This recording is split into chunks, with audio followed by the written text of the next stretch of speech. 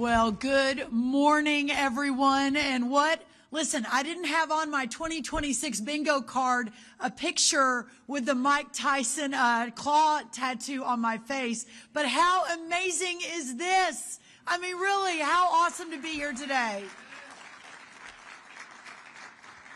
And I just want to thank Bobby. I'm going to thank you officially in a second, but I know I speak on your behalf as well.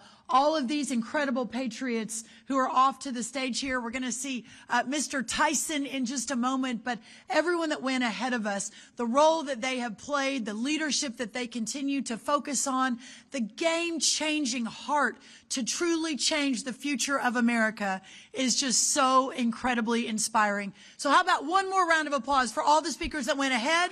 And as we move towards the end of the program.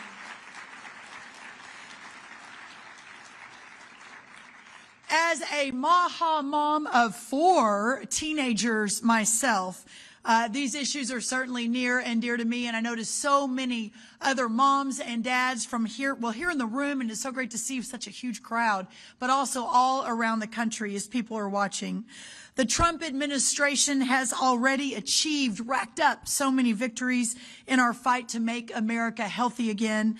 And USDA has been so proud to serve on the front lines right alongside my dear friend, Secretary Bobby Kennedy. We were joking backstage because it's been almost a year ago this Friday where I called Bobby and my anniversary. We were both, not intentionally, but both voted upon and sworn in on the exact same day, which was February 13th.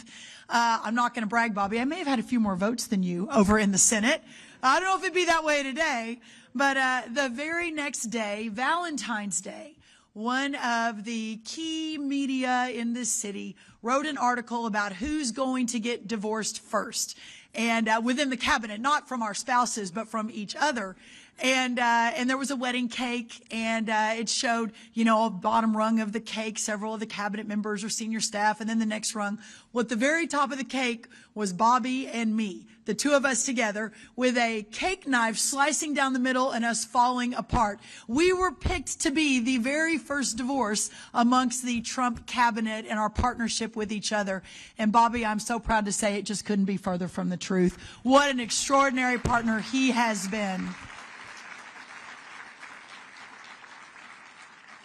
When you look at this last year and what it has looked like, we now have 18 states with more in the hopper who have submitted and been approved their SNAP waivers to no longer allow taxpayer dollars to be used to purchase junk food and sodas and all of the things that make us unhealthy. 18 states, both blue and red. How about that? That is a massive win for making America healthy again. We are also in the final weeks of finalizing our new stocking standards, which, of course, the stock show girl immediately thinks about cattle. But the stocking standards actually means the 250,000 retailers in this country who accept SNAP EBT dollars, they have to now more than double the healthy food offerings that they have on the shelves. This, too, is a major win for making America healthy again. These actions, alongside removing the waste and the fraud and the abuse from the SNAP program, continue to be key priorities at the U.S. Department of Agriculture. But as we continue to move to put farming and ranching back at the top of what we're doing at USDA, what this effort means for our farmers and our ranchers cannot be overstated. All these actions are so very important as we work to transform the way the federal government approaches nutrition. For decades, federal incentives have promoted low-quality, highly processed foods, pharmaceutical intervention instead of prevention and healthy eating. As a result, we are consuming fewer essential vitamins, minerals, fibers, and phytonutrients needed for optimal biological functioning. Thankfully, the solution is so simple. It is eat real food.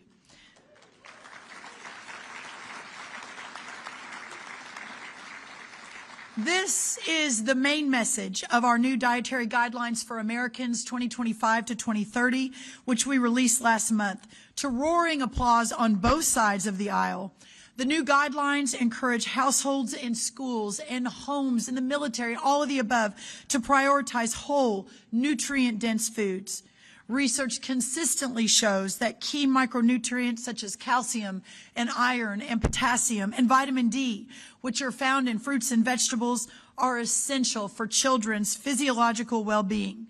Evidence consistently links diets centered on whole foods to lower rates of chronic disease.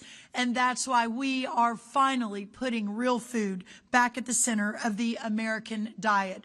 Real food that nourishes the body. Real food that restores health. Real food that fuels energy and builds strength. This is the roadmap to national change. And thanks to the healthy, affordable, and abundant food supply already available from America's incredible farmers and ranchers, recovery is on the horizon. By producing milk, raising cattle and chicken and pigs, and our great farmers of the sea, our seafood, growing wholesome fruits and vegetables and grains, our farmers and ranchers hold the key to solving our national health crisis.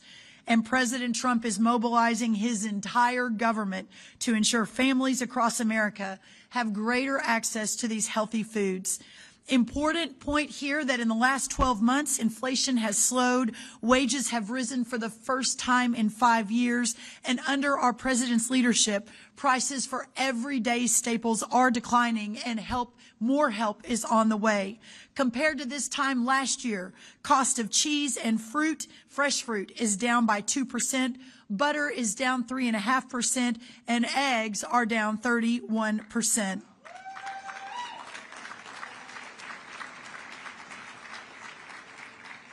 Our American households enjoy the most affordable and abundant food in the world, and the release of these new guidelines reinforces that reality. A healthy meal is within reach of every American family. And Chef Gruhl, I want to thank you for your leadership on that. It is just incredible to see it in work. And one more thing before I turn it over to the real man of the hour. Maybe I'll say one of the real men of the hour. We have another one waiting to come on. I'm happy to announce that today, right here, we are at USDA releasing new guidance for all regional and state directors of our child nutrition programs, encouraging them today to familiarize themselves with the key recommendations and consider how these guidelines and how they will be incorporated into program meals and snacks as we continue to promote and build healthy outcomes and healthy families.